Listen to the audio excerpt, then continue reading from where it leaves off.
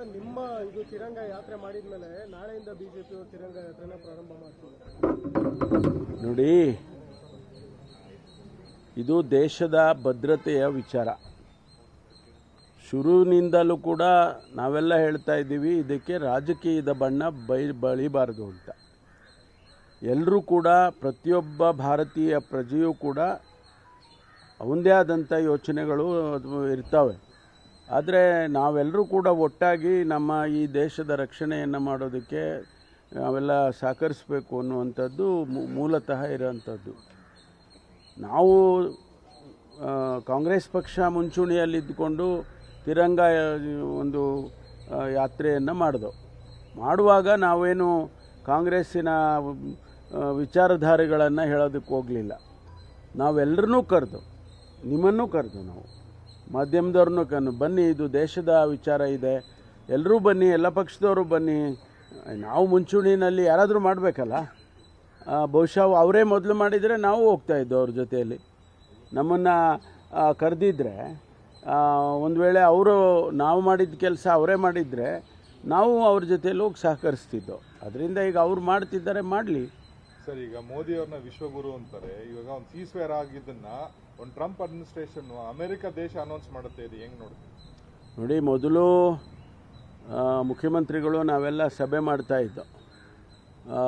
ಆ ಸಭೆಯಲ್ಲಿ ನಾವು ಏನೇನು ತಯಾರಿ ಮಾಡ್ಕೋಬೇಕು, ಎಮರ್ಜೆನ್ಸಿ ಸಿಚುವೇಷನಲ್ಲಿ ಏನೇನು ಕ್ರಮ ತೊಗೋಬೇಕು ಅಂತ ನಾವೆಲ್ಲ ಮುಖ್ಯಮಂತ್ರಿಗಳು ಸಭೆ ತೊಗೊಂಡಿದ್ರು, ಚರ್ಚೆ ಮಾಡ್ತಾಯಿದ್ದು. ಆ ಸಂದರ್ಭದಲ್ಲಿ ಟ್ವೀಟ್ ಬಂತು.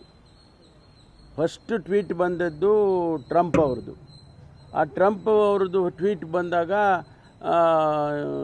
ಸೀಸ್ಫೈರ್ ಅನೌನ್ಸ್ ಮಾಡಿದ್ರು ಅವರು. ಆ ಸೀಸ್ಫೈರ್ ಅನೌನ್ಸ್ ಮಾಡಿದಾಗ ನಾವೇನು ಅಂದ್ಕೊಂಡು ಅಂದ್ರೆ, ಇನ್ನೂ ಏನು ನಮ್ಮ ಡಿಫೆನ್ಸ್ ಮಿನಿಸ್ಟ್ರಿಯಿಂದ ಅಥವಾ ಕೇಂದ್ರ ಸರ್ಕಾರದಿಂದ ಯಾವುದೇ ಕ್ಲಾರಿಫಿಕೇಷನ್ ಬಂದಿಲ್ಲ. ಇವರು ಹೇಗೆ ಇವರು ಅನೌನ್ಸ್ ಮಾಡ್ತಾರೆ, ಅದು ಕಾಯ್ದು ನೋಡೋಣ ಅಂತ ಅಂದ್ಕೊಂಡ್ವಿ. ವಿದಿನ್ ಹಾಫ್ ಆನ್ ಅವರಲ್ಲಿ ನಮಗೆ ಡಿಫೆನ್ಸ್ ಮಿನಿಸ್ಟ್ರಿ ಸ್ಪೋಕ್ಸ್ ಪರ್ಸನ್ ಮಾತಾಡುವಾಗ ಅವರು ಈ ಥರ ಸೀಸ್ಫೈರ್ ಆಗಿದೆ, ಅಮೆರಿಕನ್ ಇಂಟರ್ವೆನ್ಷನ್ನು, ಅದು ಇದೆಲ್ಲ ಹೇಳ್ತಾಯಿದ್ರು. ಇದು ದೇಶದ, ನಾನು ಹೇಳಿದಾಗೆ, ರಕ್ಷಣೆಯ ಪ್ರಶ್ನೆ. ಯಾವುದೇ ರೀತಿಯಲ್ಲಿ ಬೆಳವಣಿಗೆಗಳಾದರೆ, ಇಂಟರ್ನ್ಯಾಷನಲಿ ಆಗೋದಿದ್ದರೆ ಪ್ರಧಾನಮಂತ್ರಿಗಳಿಗೆ ಅಷ್ಟೇ ಗೊತ್ತು, ಬೇರೆ ಯಾರಿಗೂ ಗೊತ್ತಿರೋದಿಲ್ಲ. ಅದನ್ನು ಅವರು ದೇಶದ ಜನತೆಗೆ ತಿಳಿಸ್ಬೇಕು, ಅಷ್ಟೇ ನಮ್ಮಲ್ಲಿ ಕೇಳೋದು. ಮತ್ತು ಇನ್ನು ಮಿಕ್ಕ ವಿಚಾರಗಳೆಲ್ಲವನ್ನು ಕೂಡ ನಮ್ಮ ರಾಷ್ಟ್ರೀಯ ಅಧ್ಯಕ್ಷರಿದ್ದಾರೆ, ರಾಹುಲ್ ಗಾಂಧಿ ಅವರಿದ್ದಾರೆ, ಮತ್ತು ನಮ್ಮ ಕೇಂದ್ರದ ನಾಯಕರುಗಳಿದ್ದಾರೆ, ಅವರು ಪ್ರತಿಕ್ರಿಯೆ ಕೊಡ್ತಾರೆ ಇದಕ್ಕೆ. ಯಾಕೆಂದರೆ I am not competent enough to make any comments or suggestions at the national level. Sir, ಈಗ ಈ ಎಕನಾಮಿಕ್ ಸರ್ವೇದು ಬಿಟ್ಸ್ ಆ್ಯಂಡ್ ಪೀಸಸ್ ಅಲ್ಲಿ ಒಪಿನಿಯನ್ ಬರ್ತಾ ಇದೆ, ಎಲ್ಲರೂ ಒಗ್ಗಟ್ಟಾಗಿ ತಗೊಂಡು ಹೋಗ್ತಾ ಇಲ್ಲ ಅಂತ. ಇಲ್ಲ, ಆ ರೀತಿ ಏನಿಲ್ವಲ್ಲ. ಕ್ಯಾಬಿನೆಟ್ ಒಳಗಡೆ ಆ ರೀತಿ ಏನೂ ನಡೆದಿಲ್ಲ. ಈಗ ನಾವು ಇನ್ನೂ ಚರ್ಚೆಗೆ ತೊಗೊಂಡಿಲ್ಲ. ಎಲ್ಲ ಸಚಿವರುಗಳನ್ನು ನಿಮ್ಮ ಒಪಿನಿಯನ್ನ ಬರವಣಿಗೆ ಮೂಲಕ ಕೊಡಿ ಅಂತ ಮುಖ್ಯಮಂತ್ರಿಗಳು ಕೇಳಿದ್ದಾರೆ, ಕೊಡ್ತಾ ಇದ್ದಾರೆ. ಕೊಟ್ಟ ಮೇಲೆ ಅದನ್ನು ಬಹುಶಃ ಮುಂದೆ ಡೇಟ್ ಫಿಕ್ಸ್ ಮಾಡ್ತಾರೆ ಅಂತ ಕಾಣಿಸುತ್ತೆ.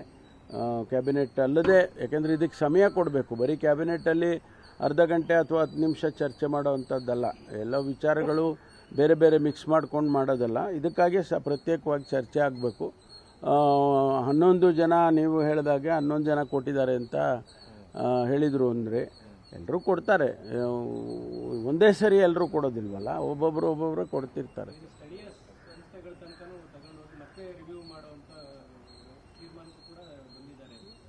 ಇಲ್ಲ, ಸರ್ವೆ ನೋಡಿ, ಈಗ ಆ್ಯಸ್ ಆನ್ ಟುಡೇ, ಮುಂದಿಂದು ಗೊತ್ತಿಲ್ಲ ನನಗೆ, ಆ್ಯಸ್ ಆನ್ ಟುಡೇ ಸರ್ವೆ ನಡೀತಾ ಇದೆ.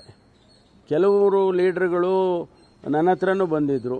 ಸಮಯ ಸಾಕಾಗೋದಿಲ್ಲ, ಯಾಕೆಂದರೆ ಭಾಳ ಡೀಟೇಲಾಗಿ ಮಾಡಬೇಕಾಗ್ತದೆ, ಅದನ್ನು ನೀವು ಎಕ್ಸ್ಟೆನ್ಷನ್ ಕೊಡಿಸಿ ಅಂತ ಕೇಳಿದ್ರು. ಅಂದರೆ ಇನ್ನೊಂದಿಷ್ಟು ಸಮಯ ಬೇಕು, ಅದು ಕನಿಷ್ಠ 15 ದಿವಸ, 1 ತಿಂಗಳಾದರೂ ಬೇಕು ಅಂತ ಹೇಳಿದರು. ಅದಕ್ಕೆ ನಾನು ಹೇಳಿದೆ, ನೋಡಿ ಮಾನ್ಯ ಮುಖ್ಯಮಂತ್ರಿಗಳಿಗೆ ಮತ್ತು ಯಾರು ಇದರ ಜವಾಬ್ದಾರಿ ತೊಗೊಂಡಿದ್ದಾರೆ, ನಾಗಮೋಹನ್ ದಾಸ್ ಅವರು, ಕಮಿಷನ್ ಅದು, ಅವರು ನಡೆಸ್ತಾ ಇರ್ತಕ್ಕಂಥ ಸರ್ವೆ ಇದು, ಅವರಿಗೆ ರೆಪ್ರೆಸೆಂಟೇಷನ್ ಕೊಡಿ. ಅವರು ಇದಕ್ಕೆ ಬೇಕು ಅನ್ನೋದು ಅವ್ರಿಗೆ ಕನ್ವಿನ್ಸ್ ಆದರೆ ಕೊಡ್ತಾರೆ ಎಕ್ಸ್ಟೆನ್ಷನ್ ಅಂತ. ಈ ಸರ್ವೆಯಲ್ಲಿ ಸರ್, ಟೀಚರ್ಸ್ ಮಾಡೋ ಬದಲು ಸ್ಟೂಡೆಂಟ್ಗಳು ಬಂದು ಸರ್ವೆ ಮಾಡ್ತಾ ಇದ್ದಾರೆ ಮನೆ ಮನೆಗೆ. ಗೊತ್ತಿಲ್ಲಪ್ಪ, ನನಗೂ ಬಂದಿದ್ರು, ನಮ್ಮ ಮನೆಗೂ. ಊರಲ್ಲಿ ನಾನು ಮೊನ್ನೆ ಊರಿಗೆ ಹೋದಾಗ ನಮ್ಮ ಮನೆಗೂ ಬಂದಿದ್ದರು, ಅವರು ಟೀಚರ್ಸೇ ಬಂದಿದ್ದರು. ಕಾಮೆಂಟ್ಸ್ಗಳೆಲ್ಲ ಕಡೆ ಈಗ ಸರ್ವೆ ಚೆನ್ನಾಗಿ ಆಗ್ತಾ ಇದೆ ಅಂತಲೂ ಹೇಳ್ತಾವ್ರಲ್ಲ. ಸಿಟಿಯಲ್ಲಿ ಸ್ವಲ್ಪ ಏನಾದರೂ ಶಾರ್ಟ್ ಕಮಿಂಗ್ಸ್ ಇರ್ಬೋದೇನೋ ಗೊತ್ತಿಲ್ಲ, ಬಟ್ ಎಲ್ಲ ಕಡೆ ಆಗ್ತಾ ಇದೆ, ಚೆನ್ನಾಗಿ ಆಗ್ತಾ ಇದೆ.